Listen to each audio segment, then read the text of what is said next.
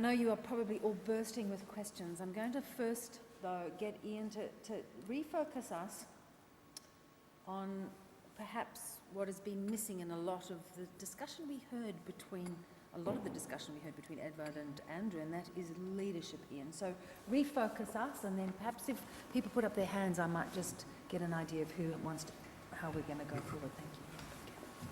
Thank you. Thank you. Do you want me to start now? Yes, please, Ian. In terms of refocusing leadership and where it is lacking. Two things before I do that. One of the reasons this conversation can work is because where we're positioned. Because we're not positioned above you, which is only a place for the insecure. And because of that, we have a greater form of equality.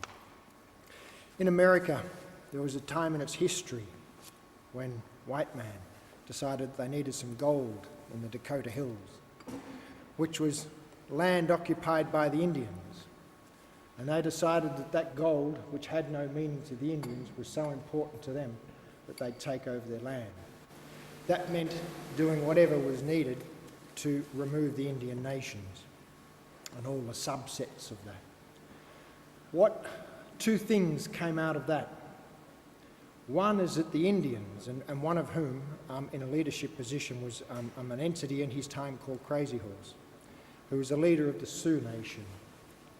And he was known as a war chief, but he likes to be known as a chief.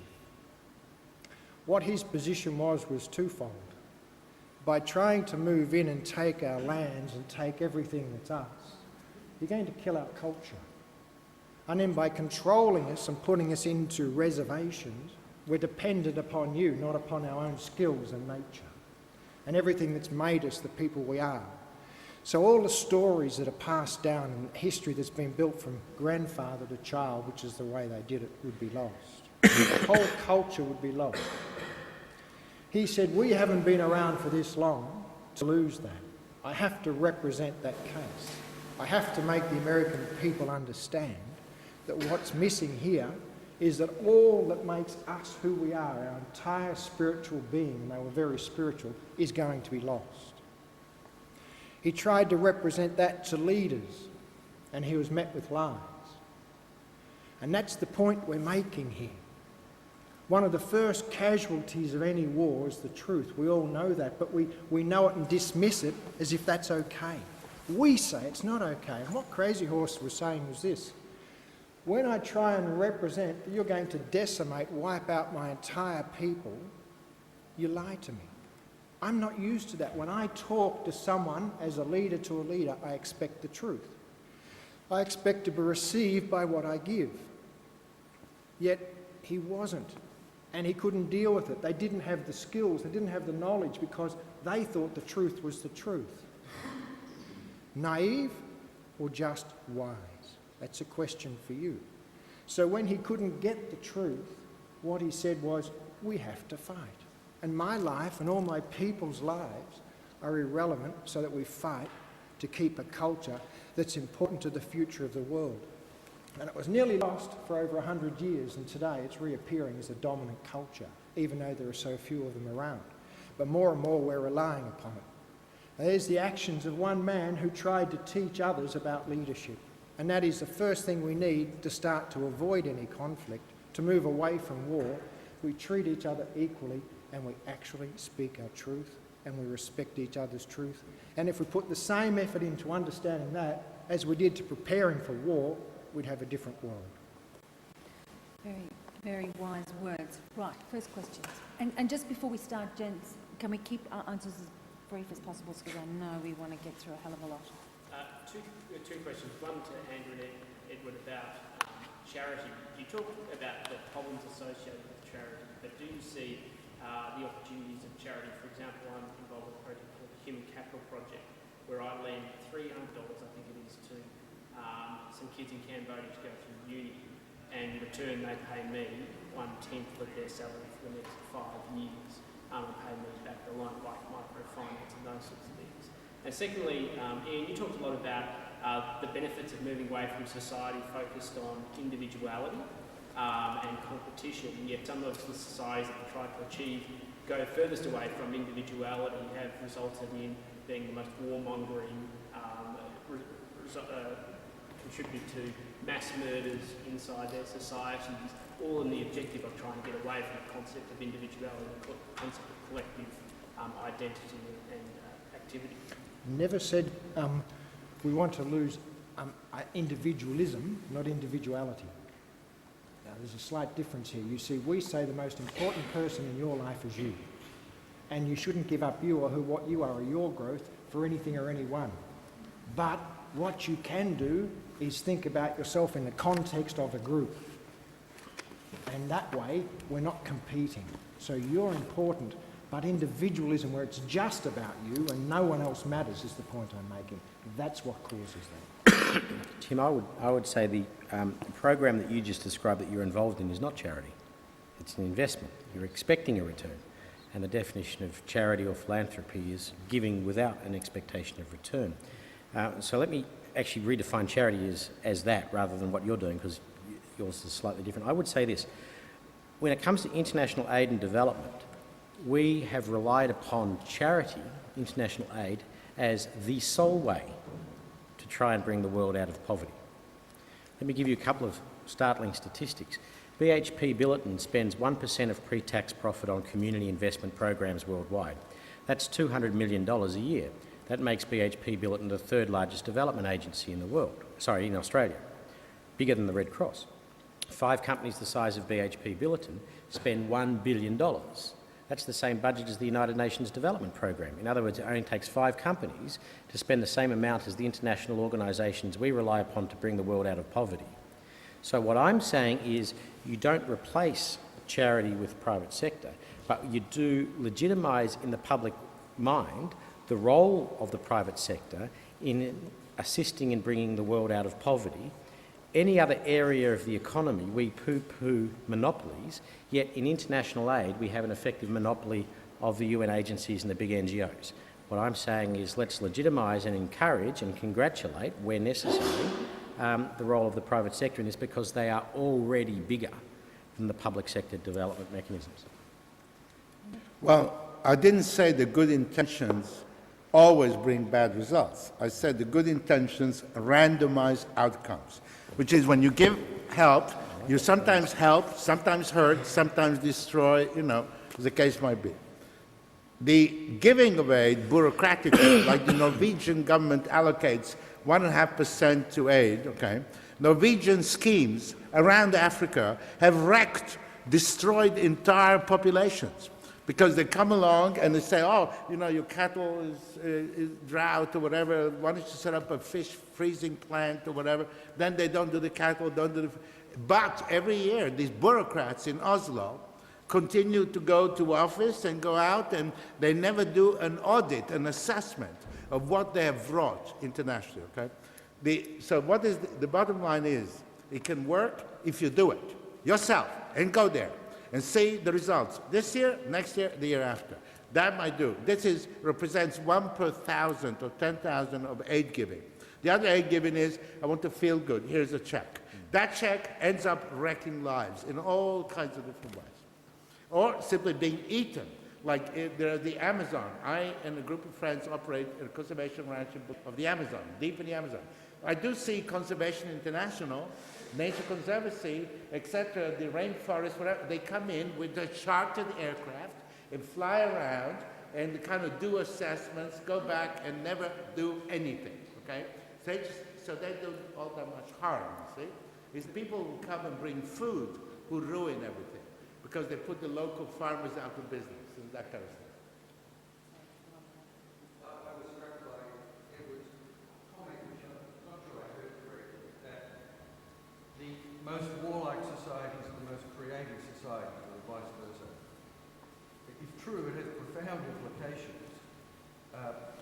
I personally don't think it's true. If I think of the paradigmatic Western War, the Peloponnesian War, no doubt Athens was a warlike society and a very creative society. Sparta was a more warlike society and nobody would accuse them of being creative. Would you like to expand on that? That was obviously a very crass and crude simplification of another observation. And that is that when you see the great flowering of Chinese culture, It is actually in the Warring States period that the concepts are there. And what happens is the moment they got one of these peaceful, stable dynasties, like the Ming classically, everything gets frozen. The reason why, if you go through room after room after room of a Chinese art museum, it always looks like the Chinese restaurant around the corner, is because with peace, they destroy creativity. Okay? So there are all these phenomena. You could also mention to me warring tribes like in the PNG, let's say in the Papua New Guinea, fighting each other. What did that bring? And the answer, probably nothing. So, however, please understand, the serenity, a lot of the serene, tranquil, peaceful societies, like let's say the Laps and so on and so forth, absolutely create nothing. And we have therefore a nexus, but it's not a simple nexus. Can I go in on that, Beverly? If that's all right, can I give a response as well? One of the great people of history, in my view, would be Leonardo da Vinci. And there was a man who, by any definition, was an innovator and a creator of all sorts of things. In a raft of areas, and he came to Earth, I would argue, to bring that to the world. The guy had a certain proclivity which made it hard to get a job. So society shunned him because, by definition, in today's terms, he was a pedophile. What happened is that as he roamed the earth trying to find places to employ him, the only kings or kingdoms or anywhere else that would take him on were those where he could create weapons of war. Now, Leonardo used that to feed him and his group and build up a reservoir of funds so he could get on with his job. And that was to bring all this beauty to the world. But at the same time, he can be remembered equally as one of the great creators of weapons of war, or one of the great builders of modern society, and I'm not sure we've advanced that far from a lot of what he put forward.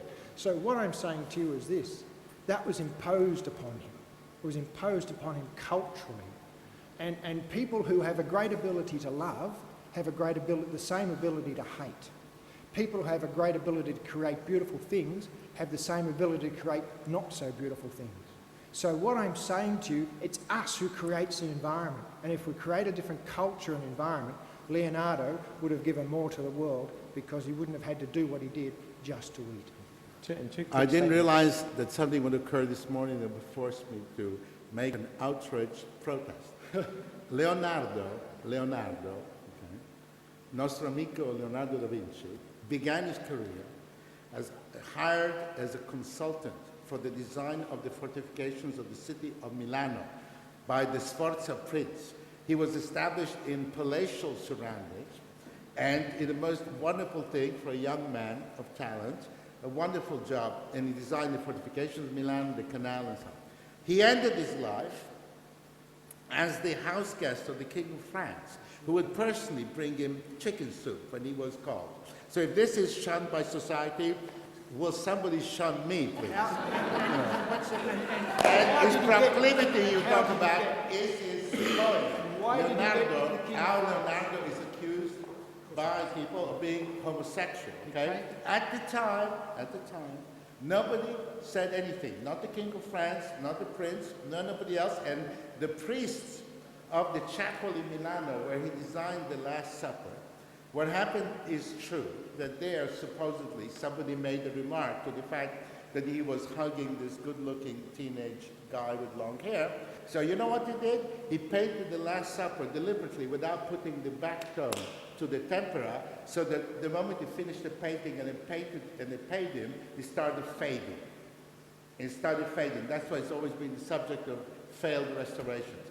But if I'm shunned by society like Leonardo was, nobody was more privileged than him. Having the King of France bringing soup to your bed. The King of France was called Francois I. He lived there for 9 years, you know. He wasn't like a one-night guest. As his guest. 9 years. And not only that, there was a tunnel from Right. the King's palace underneath. So withdraw the so statement about being shunned. And the reason he got there is because no one else would take him in. Rubbish.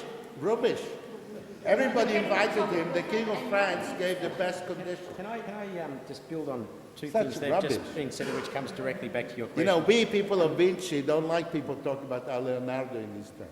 And let me try and put a couple of phrases into your mind to think about, because these are ones that I often stew about. Firstly is, only people without ambition are ever truly happy. People with ambition are always looking for the next challenge. And the second, no, only people without ambition. No, I said people with ambition are always truly unhappy. No, it's not necessarily the corollary. That is true. But the second thing is non-warlike people are people who have reached contentment. And the definition of reaching contentment is you are no longer creative because you don't need to be.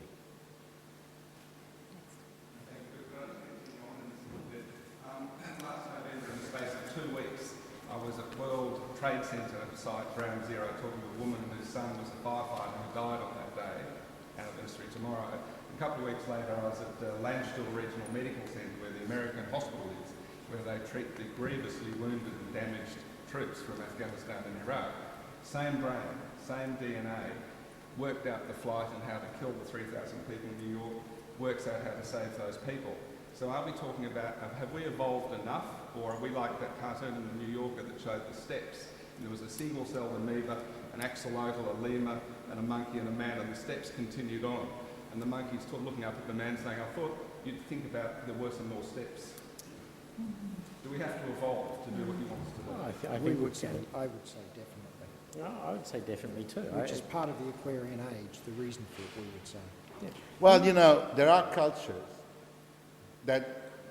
are not all the same. This mythology, you know, all cultures equally good. When the tsunami took place, as you know, there were all these Swedes, Danes, and Australians and Americans in Phuket. And what happened was that there were all people came out to the water with bathing suits and nothing else, and so on and so forth. The same waiters, pimps, prostitutes, transvestites, or whatever, taxi drivers who had been cadging money from them, turned around and miraculously assisted everybody, voluntarily fed them, clothed them, people who have almost nothing, many, you know, and all of them arrived at Bangkok airport where the countries, the different states had put up these tables where people would come in naked, wearing whatever, and they got passports, tickets, and so on. The population of the Thai population behaved in one way, okay? Other populations around the world behave other. People are not the same. There are very different balances of culture. And I personally believe that the Buddhist impact in the culture of Thailand is an impact that induces people. If you go to Phuket and you got your American Express card and all that, they treat you as a tourist and cash money off you. The moment these people were deprived of their American Express cards, in other countries they would have starved, okay? They would have starved. They would have left them there to die, okay? In the moment they didn't have their American, the people of Phuket went back to the basic Buddhist mode of existence. And the result was, as you know, out of the outcome of this tragedy, there are now like 1,000 different Swedish, Thai friendship societies and all that stuff.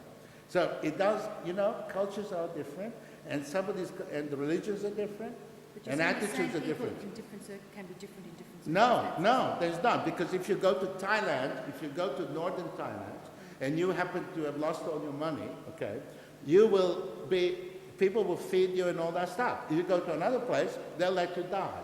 So there are different religions, there are different cultures, there are different traditions, and it would be worthwhile. We cannot do any of that analysis or comparison because the rule is all cultures are equally good, all religions are equally good, therefore don't differentiate. Yet the secret is exactly in that differentiation.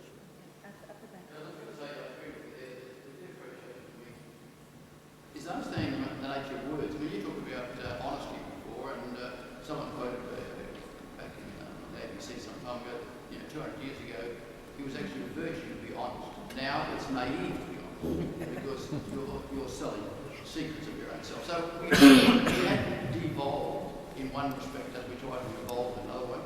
Also, the concept is that this creativity comes out of nothingness, whereas evolution has got to come from somewhere. And if it's not going to make the grade, it's supposed to die according to Darwin. So, we're talking about deconversation here. I haven't got there yet, I don't think, because you talk about competition. Now, naively, competition is where you built the proverbials out of something else. That's not competere, which is the Italian, but to compete with. In other words, you come up against someone and you said, I think I can do as well as you can, but I've seen what you do. I want to know how you do it. And I can learn from you because then I can enhance my own performance. I don't need to knock him down. I want him to keep competing against me, with me. So I can learn what I can pull out of myself. Cultures. I want to learn from other cultures the meanings that what's his name, Dawkins talks about. You know, I haven't got someone's genes, but I can pick their meanings. And what are the thoughts they have that are preserved over hundreds of years in their culture that I can bring to mind. So therefore this concept is, in a government which should be secular, each of us have got the choice of our own religion or beliefs, which we then can show other people. If I can do it, you can do it. I don't need to knock you off because I want you to keep developing so I can then learn from you. So it is all there. And I'm fascinated by your experience in Bosnia because that's what's very dear to my heart. For instance, MacLeod said it's not genocide when Filippovich said that the Serbs want to kill the Muslims because they need baddies, they need to kill us, and he said that's not genocide, the Holocaust is genocide. So they won't own it, and I think we need to sort of suggest that in this deeper thought that the chosen people of God, which is they're given as far as their internal system goes, but nobody else believes that because we're all God. We're chosen. So, you know, I'm listening to all of this, trying to put it into a context of where I've come from, and I just get very annoyed with the very superficiality of the nonsense we carry on with when we haven't even tried to evolve to that deeper meaning of where it really should be, that we can respect ourselves. I mean, what about that book that's written about? Have we got a question or are we? I just want to make the picture of Bosnia, and in the English you said they would not give arms to the Muslims. So there's a book written about the unfinest hour, where they said what you said. I didn't believe they said that the Muslims deserve to go down because you're going to have a winner and a loser. So how do you say that's war if you stop war from going its full length and trying to say that we've got to have a loser? So we'll create the loser, just like when Fitzroy McLean went into Bosnia during the Second World War and picked the Muslims, the partisans, or Tito, over the Serbs, and then when the Serb war was on, he apologised to the Serbs because he picked the wrong ones. Because Churchill sent him into Bosnia. But listen, the specifics of the environment, people come to it with the history, okay? They come to it in history. However, Andrew said, we had a prolonged war in Sri Lanka between the Tamil, Jaffna Peninsula Tamils, they call Tamil Ilam and some. It was provoked, we all know who provoked it, when and how, and some Bandaranaike and some. Another woman created war. It was Mrs. Bandaranaike who started it. The fact is that Andrew said, we professional guys, we looked away and told it, finish it, okay? The Bosnian war should have lasted 3 days. The Serbs should have won. Once they won, Serbia would have stopped being the militant country and would have reverted to being what it naturally is, which is today, would have gone to democracy. The moment it's democracy, 2 Serb parties would have competed for the Muslim vote, and the Muslims would have got all that stuff. Instead, there was the intervention. Fatal, outside, uninformed, ignorant intervention driven by television pictures, okay? The outcome was massacre, murder, and people constantly on all sides taking shelter where they were going to be killed, okay? This is, as I said, you don't have to study 1,000 conflicts. It's enough to study that one. More important, if you are there, you have to dare, you have to walk those streets, then it's all pretty clear that we have created a monstrous machine that perpetuates evil, okay? But Edward, can I just take to that point, because this is a really critical one of yours, and just to finish this concept. If you need a war to end, what about the wars that have no end? It's the Tamils and the Sri Lankans. It ended. It ended. It ended. What about Afghanistan? It has not ended. In Afghanistan, you have an outside power, the United States of America, which has took it upon itself that they want to determine, hijack the future of Afghanistan, turn the Afghans into nice New Englanders, okay? Now, we have, for example, imposed the rule 25% of the seats in parliament should be female. Now, 90% of the Afghan male population believes that it's the same as putting domestic animals in parliament, okay? You may think that women equality is a great idea. The Afghans happen not to. Imagine a bunch of well-meaning people land in Australia, look at the ravages of beer drinking, all the car accidents, families and so on. So you're going to prohibit beer drinking. The moment that happens, every Australian who never drank beer, hated beer, will start drinking beer, okay? That's what's happening in Afghanistan. So that's why you perpetuate. If you let the Afghans get on with it, they historically have had lots of peace and very few conflicts. Why? Because the Afghan government can only sustain conflict when there's an outside power that subsidizes them. The British did that for a while, now it's American. I don't know, those of you anthropologists, the Afghan government in Kabul is a cargo cult. If you went and threatened them with, let's say the Taliban surrender tomorrow, they would go crazy because they're sitting there getting more than $7 billion a month, flown in by the Americans and given to them. You know, when the US Marines fought and conquered the town of Marja and killed the Taliban, who were the sons of the local people, of course, then they waited for the Afghan government to come and bring the schools, the clinics, and so on. That was the theory. You liberate the town, now the Afghan government comes. Well, they didn't come. You know why they didn't come? They're back in Kabul in the villas and apartments they're building, and they're waiting for the plumber because they bought this expensive Italian, bathroom stuff, and, it has to be installed. That's why they couldn't get to Marja. In other words, if you have outside interventions motivated by something good, like going there and steal the gold, right? Or extract the oil, make money, tax them, enslave them, there is some connection with reality. Once you go there to help them, to save them, to bring freedom, democracy, and so on, things go to complete hell because people back in the capital city make policy on the basis of abstractions and theories, which have no correspondence to reality. Can I back that up, just make two very quick points, then we'll go to the next question. If we had a Pakistani parliamentary delegation come to Australia, one of the things that they would determine is that we are repressing our women. Because Pakistan has had, for many decades now, many more women in parliament than Australia has. And a long time before us, had a female Prime Minister. And going back to what you just said then, Edward, is often policy is made from a completely misinformed perspective. And I think there's a lot of learning that needs to get Said Prime Minister being the Bhutto, now in odor of sanctity because she was murdered, from the Bhutto landowning family of Edward, Sindh, where when a peasant asked for money to feed his child, they would have him whipped, okay? And they go, these are the great humanitarians. Don't start me on the Bhuttos because I'm not a big fan of the Bhutto family. I was merely making the point that we have a perception that Pakistan represses women, but they've got more women in parliament than we do. The second point that I would make very quickly about Afghanistan, the big fail we've had from foreign policy is we insist on a strong central government in Afghanistan, which it's never had, which is ridiculous, and why we don't have a Swiss style, which is strong provincial government and a loose confederation at the centre, I'll never know.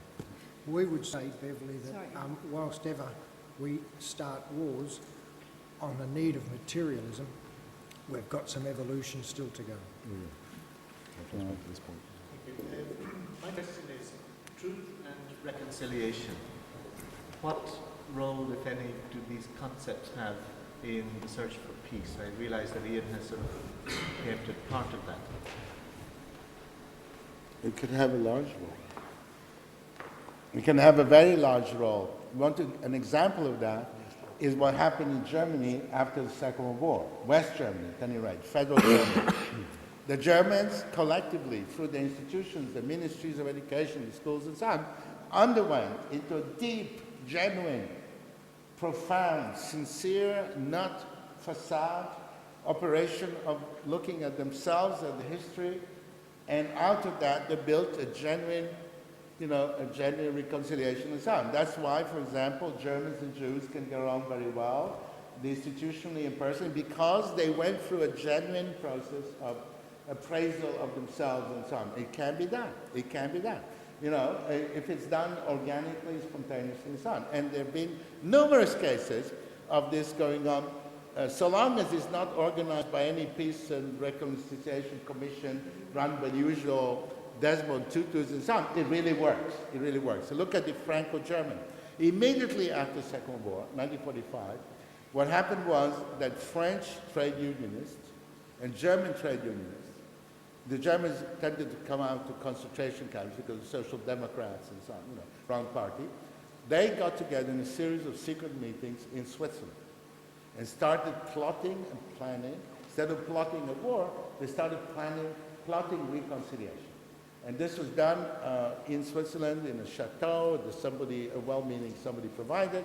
And so there are many, many examples of this, and there have been throughout human history undocumented cases of tribes that fought each other to the verge of extinction, and then they sit down, and that's why when European colonialists arrived all over Africa, they didn't find homogeneous entities. You know, they did find two tribes living side by side, like the Belgians. In Rwanda, find the Twi, the Pygmies, they found the Hutu and the Tutsis, who had been cohabiting, okay? It takes abstractions, it takes education, it takes sending people to universities in Belgium to be able to start having them kill each other again. David, a couple of things. Reconciliation, firstly, is usually post-fact, and oftentimes it's pushed by some material gain from all sorts of forces, seen or unseen. But if we go back to, again, the example of the American Indians, the Indians historically were at war with each other over trite matters, but nonetheless they were at war with each other and people got killed. When they had to come together as a united force, they came together for a purpose, and that was to preserve our culture, because it was put to them that we as a total Indian nation have our entire culture at risk here, so we have to put all those differences aside and come together as one. So they had a purpose. There's the point. Reconciliation ought not, first of all, it's post-fact, and it shouldn't be just to rebuild. We should be conciliating pre-fact. And to conciliate pre-fact, we have to speak our truth to each other, and we have to find a common purpose. And in that, we might actually stop war so we don't have to reconciliate. But if we do, let's make it and find a common purpose post-fact. Yes. Stefan. I have a question about creativity and terrorism. Looking at those two things. I was quite young when this happened, but I remember in the Kosovo conflict and NATO's owning Serbia, and I remember seeing Tony Blair get up and say this is war on the doorstep of Europe. And being a person of Greek descent, I started questioning, well, if Kosovo's on the doorstep of Europe, then where's Greece? It's kind of not there. And I started thinking about the hypocrisy of Tony Blair's comment. I found it critical. I remember getting really angry at that time because I thought, well, you know, all these people criticising the Balkan region for you know, all this conflict, and that they somehow can't reconcile, they can't find solutions. When, you know, there was a time when that particular part of the world was actually really peaceful, and, you know, there was still, you know, very horrific genocides and wars going on as Western Europe was, you know, kind of finding its identity. And, you know, in fact, there are still, you know, until recently, there have been relics of war and terrorism in Western Europe. In Ireland, there's this conflict that the United Kingdom has had on its hands for all this time. In Spain, there's the Basque conflict.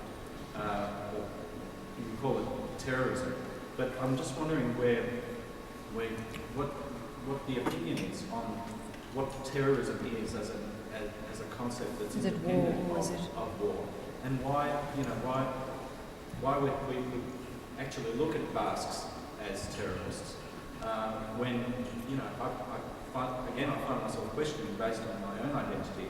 If we'd been living, you know, 200 years ago or so, my ancestors probably would have been viewed as terrorists, you know, trying to throw off Ottoman rule and trying to develop our own nation.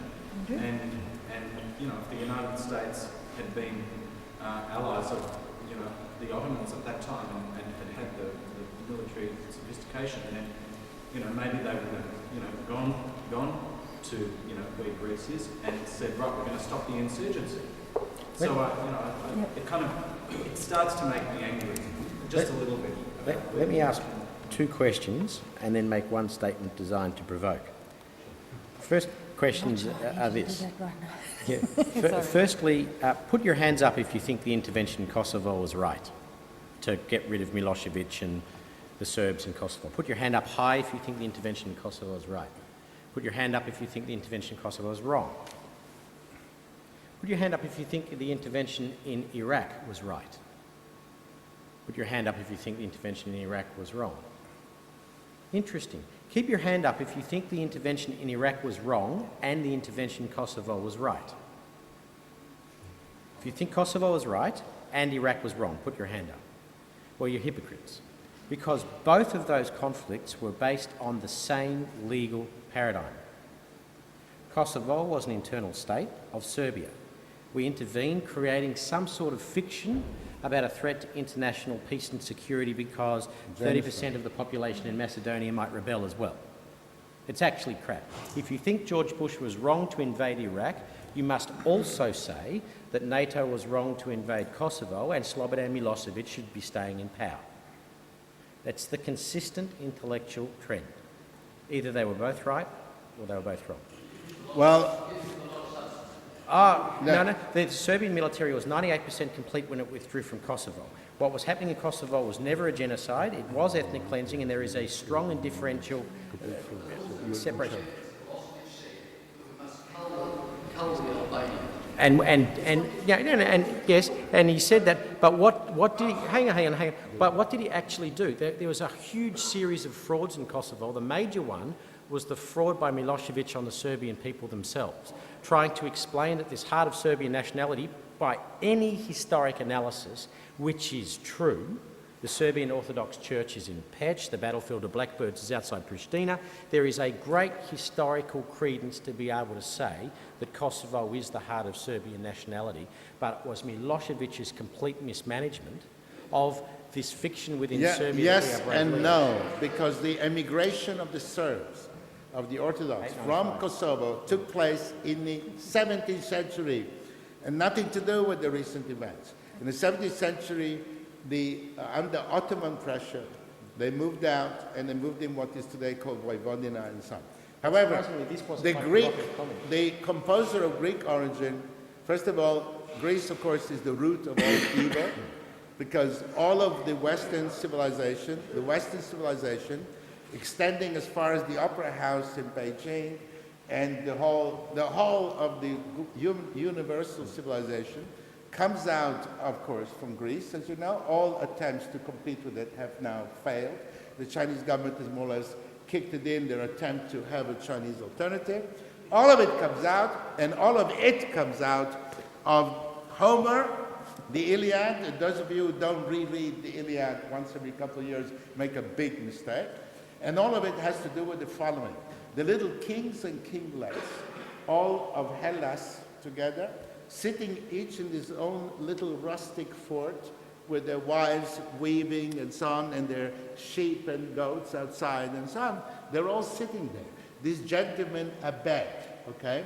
And they woke up in the morning, and the sun and the sea and the olives and so on. And then the word came out that something to do with Helen or whatever, suddenly you had the chance to abandon tranquility, comfort, elegance, and the beautiful life and your wife and your children to embark on perilous little boats and then gather at Ilion and to all go there in Ilion and fight the Trojans and so on.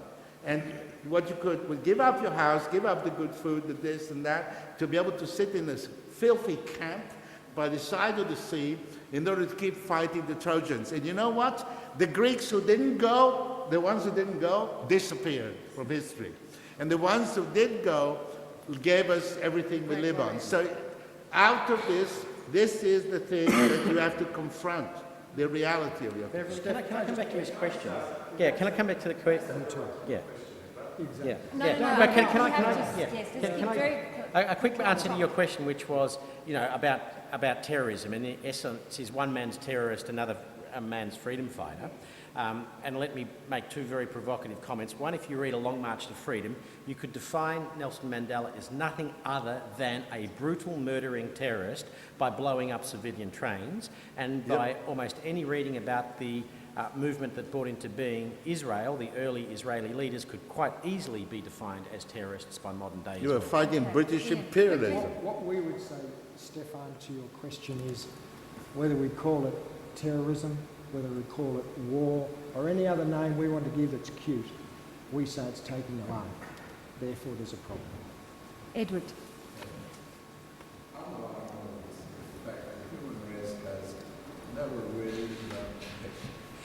Never what? Learn to think. We have the heritage of the Greek mathematics, which is thinking concerning only the time.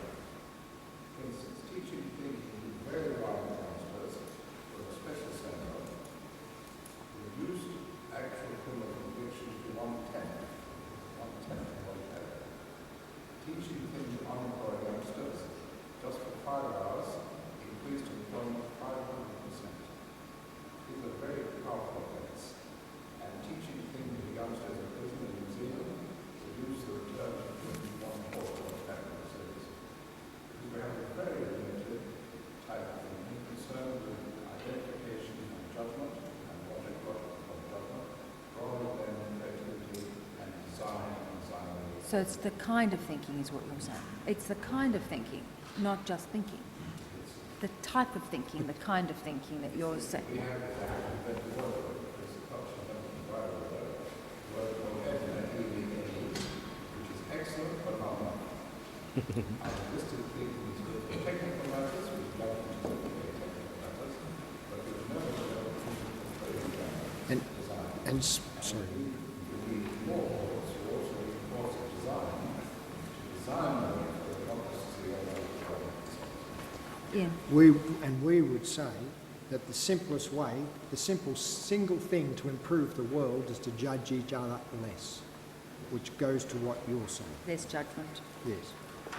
Two really quick questions. One for Andrew, that imagery that you stuck in Pakistan with the Red Cross and Save the Children with blankets.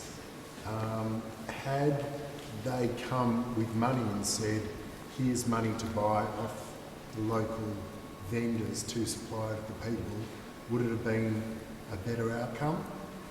And the second question, just quickly, I guess, you know, myself, the common man, I look at wars around the world and often have this belief that they're waged when there's natural resources in the ground and there's something to be taken, to be controlled. That's why everyone forgets Africa, but they'll, you know, fight to the death in Iraq. And is that a pervasive assumption, and is there truth in it? It's totally wrong. When the Americans went to Iraq, all the left-wing people in the world thought they were going for oil, okay? Since I was against the war, okay, it would have given me great comfort as an American taxpayer if I started getting checks from the U.S. Treasury from all the oil that we are developing in Iraq. It turns out, of all the missions and tasks they had, nobody was protecting the oil fields. The only people who protected some oil fields were the British Army because of the Basra connection. And in fact, those wars, the wars of antiquity, when you went somewhere to steal something, they were much less harmful because you had some practical purpose, you had some reality to deal with. Like, for example, you had to keep the natives alive so they would dig it out from the ground and so on. What we are now engaged in is a different phenomenon. You have a bunch of Anglo-Saxon countries that have come out of a culture of bellicosity, okay? And fighting after the pub, you know, outside the pub isn't enough, and they've transmuted this in a new form of humanitarian colonialism, okay? I wish it was true that there was any practical goal there. There wasn't. It was somebody sitting in Washington saying, oh, Iraq is so central to the Arab world, if we can convert them into democracy, then all the Arabs will become democratic. Okay, that was the driving concept. Nothing there about money or gold or anything else. I wish there was. The desire to go there, exploit the oil. Okay? I kept telling them, if you want to save a country for democracy and make it an example for the Arabs, pick Sharjah or Ras Al Khaimah in the Gulf, population 2,000. So if they refuse to become good Democrats, take the lot, ship them to West Palm Beach and put them in condominiums by the sea. You know? But that's what we're dealing with today. We're dealing with the realm of abstraction because the great powers were structured to fight each other. They were structured for war, and there isn't any great power war. Who is left in the field? Highly bellicose buffoons and incompetents like North Korea and Iran. Okay, I guarantee you, if either of them actually gets into any fighting, they'll crumble like dry tofu. They'll fall apart. And just like Saddam Hussein with his tank divisions, mechanized divisions, motorized divisions, Republican Guard divisions. When you went there, you open fire, they run off in all directions. I'm going to be in screaming agreement with Edward. To come to your first question, though, would it have been better to give money? Yes. Would it have been good to give money? Probably not.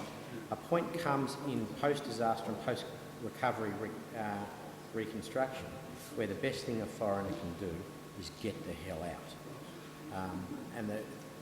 A fundamental statement, for example, to think of this, is a refugee camp or a displaced persons camp must never be comfortable. It must always be survivable, but it must never be comfortable. The moment it becomes comfortable, it becomes a disincentive to go home. And the whole thing about returning a village, a people, a group to normality is letting the former macroeconomic, microeconomic and social environments recover. And whilst you are intervening as an external party, you are fundamentally upsetting the norm. So you need to be very, very careful in an intervention, particularly 1 year after the event, as it was in the circumstance I described. On the other hand, the moment the earthquake first happened in Pakistan in October 2005, the first response of the government of Pakistan was to distribute 20,000 rupees in cash to everybody. And that was brilliant. It remonetised the affected region. And who can get food to a village the cheapest? UNICEF, Save the Children, or the local shopkeeper. Guess what? If the people have got money, it's the local shopkeeper that's going to get it there quicker. And within 3 weeks of the earthquake, we were driving around villages and there were fresh oranges in the shops.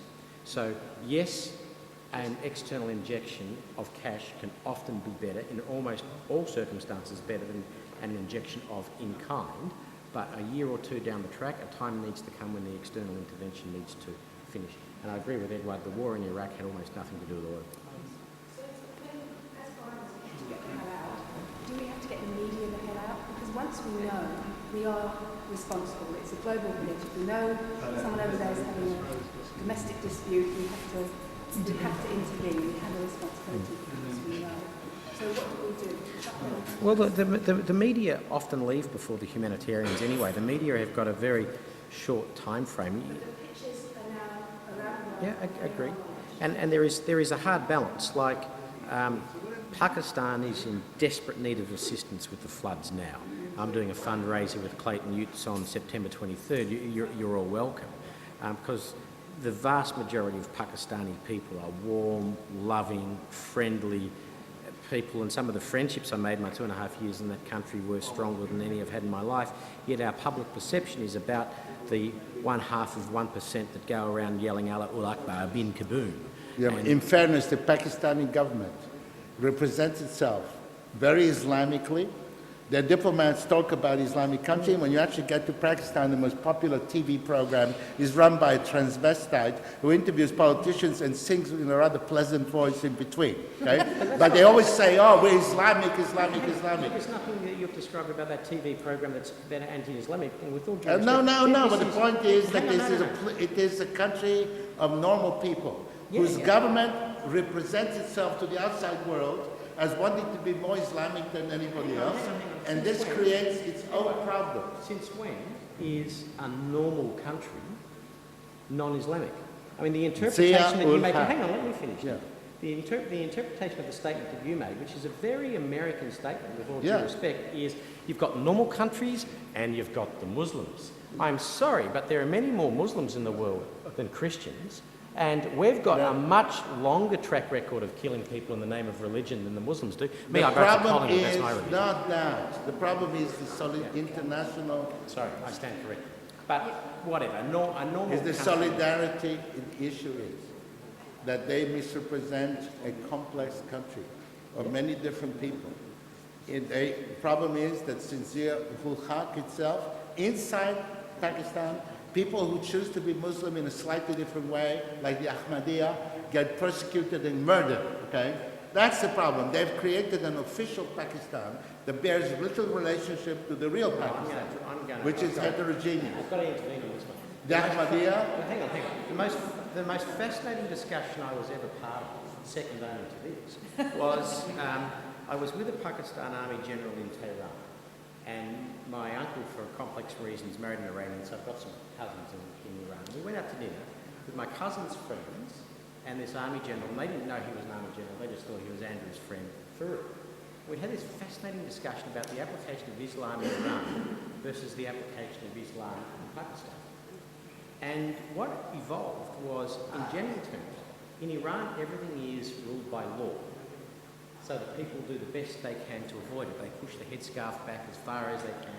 They make the t-shirt as tight as they can.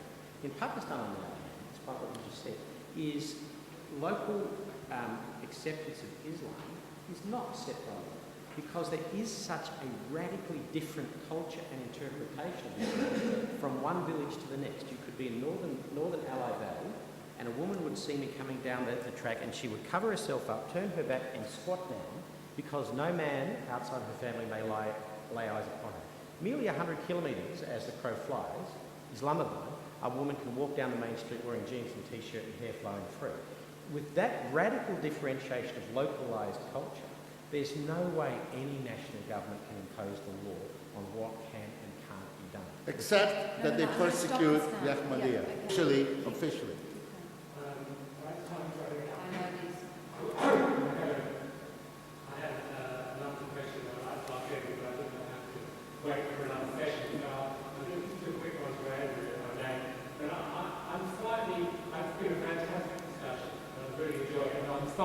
By the negativity of a lot of the points of view. It's all about what's wrong, not what's right. Ian's an exception to that, and I do believe that peace will come when enough people collectively desire it. That doesn't seem to be happening anytime soon. So, we have a scenario where we say that we shouldn't intervene in a war because the only way you can get peace is to allow wars to work their way through, no matter how many hundreds of thousands of people die. And then we have a situation where I absolutely agree, trade is better than aid. But, so I'll address my question to you, Andrew. Given the protectionist way the world is going at the moment, and given that I don't see any time soon the Americans or the Europeans dismantling their trade protection, that doesn't give many opportunities for the developing world to sell their products to the developed world, which I totally agree would be the best way for them to get out of poverty. Given that scenario, if you agree with that, do you just abandon those people, or is there, given that that is the reality, is there not still a very important role for aid, albeit effectively delivered? Yes. I mean, three things very quickly. Firstly, humanity needs different sorts of people. It needs the historians who look backwards, need the visionaries who look forwards, and the pragmatists who deal with today in a mix of all three. I said earlier that we need to encourage more private sector, because in any other area of the economy, we wouldn't accept a monopoly player, which is effectively what the UN and NGO agencies are. I'm not saying replace the UN and NGO agencies with the private sector, because again, we do need that mix. There are small and rare circumstances in which you do need that philanthropic handout. You do need the aid. It's the proof of concept funding to get something up and running, but then we need to move down the trade rather than the aid path. I certainly wouldn't want us to go to the Bob Catter Memorial trade liberalisation regime and put the walls back up. But the pragmatist in me says we can't have genuine free trade unless we solve the common agricultural policy, which if we look at a number of the other trade barriers that are up. But we are heading broadly in the right direction. The old saying of the rich are getting richer and the poor are getting poorer simply has not applied at the economic level over the last 15 years. When you've seen economic growth 8, 9, 10, 11, 12% in India, China, Indonesia, and in fact, most of the poor countries have much higher growth rates than the rich countries do. So at a national level, the rich haven't been getting richer, the poor have been getting richer. Within each of those economies, there are still all the differences and the divergences and questions about where the wealth is being generated. But as we've liberalised trade in the last 20 years, the key economic statistics when looking at a national level show that there is a growing start to a beginning of more equalisation of wealth.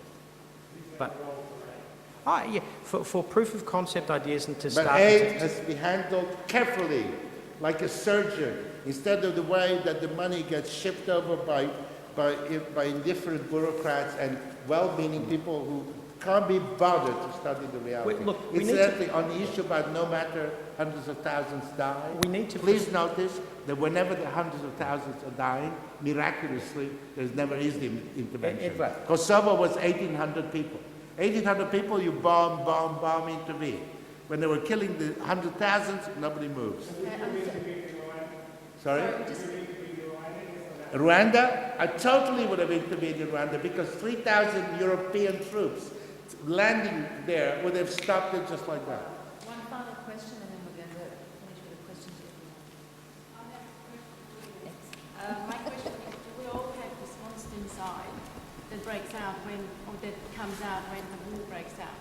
How come men can do, organise the rape camps and rape approximately about 50,000 women in Bosnia? So sorry. I know you're upset, but I didn't quite hear it.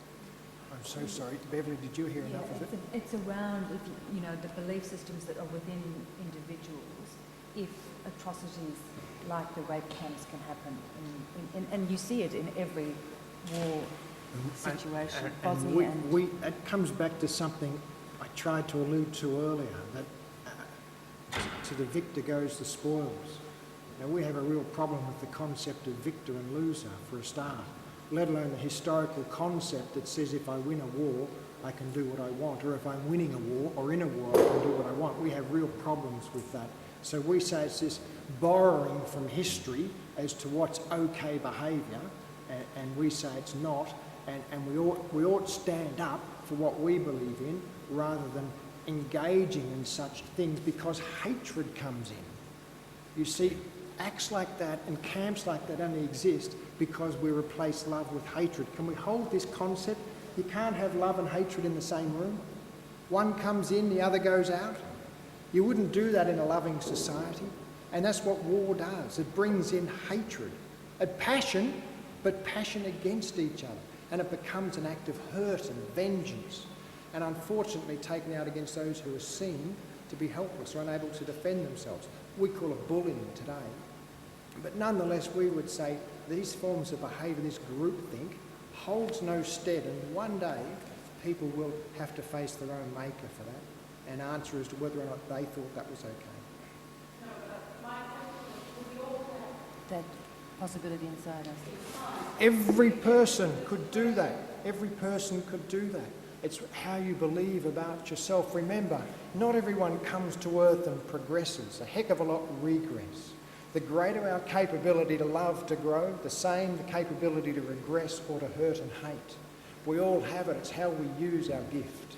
One of the strongest things that ever happened to me, one of the things when I was working for the Red Cross we did in Rwanda is censuses of the prisons.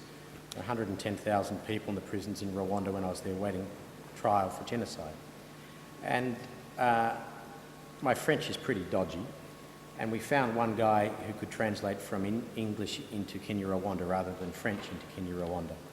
And his name coincidentally was Andrew. He was a prisoner. And he was acting as my translator for the day. And I turned around to him and I said, Andrew, why are you in here? He said, I killed 10 children. It wasn't I was accused of or someone said I did. He said, I killed 10 children. I said, why? He said, I was told to. Now, those who know Rwanda understand that's a fully acceptable answer, actually. That the chef de maison knocked on your house, there's a list of people you killed and you killed them. That's how the genocide was run. I have an optimistic and a pessimistic view coming right to your question. Do we all have the capacity for brutality? Absolutely. When society's rules are torn away, 99% of people on this planet will default to brutality. The 1% of people will default to the compassion. And we hope that those compassionate people will win. Let me put it in the Australian political context. The old saying is, all it takes for evil to triumph is for good people to stay silent.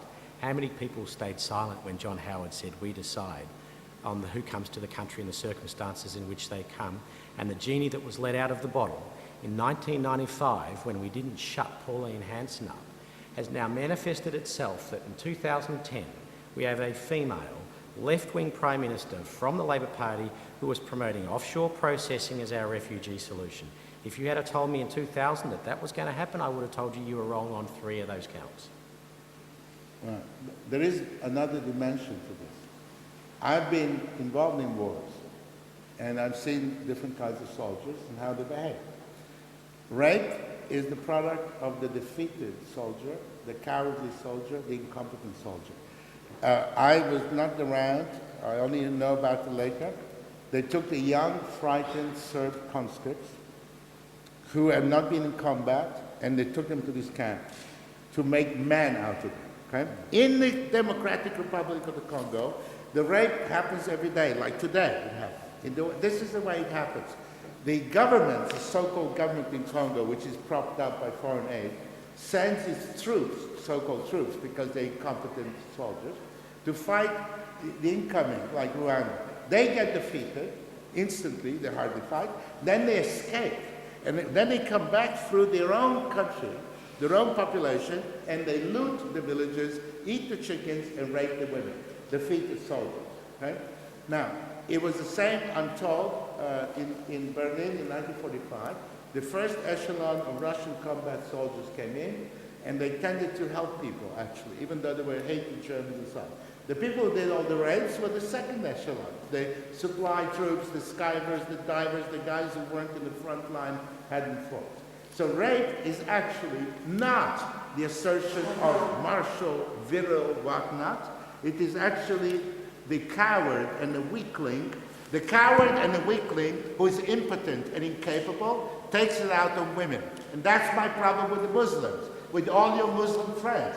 It is the oppression of women is a manifestation of the impotence that comes out in societies where the religion itself tells people submit, submit, submit, submit, so they have to hit the women, oppress the women, deprive the women, and that is what's wrong with that culture. That's why the moment you switch over to a Buddhist culture, miraculously, the equality of women is natural. Even though they're the same material conditions. Every Marxist will tell you that the Buddhist village should be the same as the Muslim. Except in the Buddhist village, they don't beat up the women. One of the great things I love about Australia is my uncle married a Muslim from Iran. His daughter married... A Muslim or a post-Muslim? Because Iran is loaded with post-Muslims who have the same mentality as Swedes, you know. There are 2 other people. His daughter married a Jew from Israel. And together we celebrate a Christian feast on the 25th of December off their house in St George's Road. Nice house. And one of the great things about Australia is it is one of the few places in the world where a Muslim, a Christian and a Jew can come together around a commonality of family. And I will say this, I barrack for Collingwood, that's my religion. I believe in secular spiritualism, you and I have a commonality. But I cannot stand for even a hint that somehow it is only the Muslims that are capable of repressing women. The Christians have got many thousands of years of track record on that, as have the Buddhists. For example. But this today, the key now. Gentlemen, we have to, I think we've had an incredibly stimulating conversation. A woman is being stoned in Iran, you know. And I think these are truths that are with us. Stoned. Okay. Yeah. I'm going to leave the last word, because it has to be the last word, to Ian. It has been, honestly, a riveting and revelatory discussion, because for someone in the media every day, I don't hear the truth, and I get so frustrated because we hear politicians and people who have a cause to push, and we do not ever hear the truth. So it is amazing. But what is that truth? It has been challenging, negative perhaps, but it has been a big reality. So Ian, for our truth going forward, what do we find in ourselves? In war, there are those who would propose war, those who would be the soldiers of war, and those in all of their guises are affected by war. None of them find peace in that process, during it or post. What's the purpose? Why don't we try something different, even if it takes hundreds of years? Please put your hands together.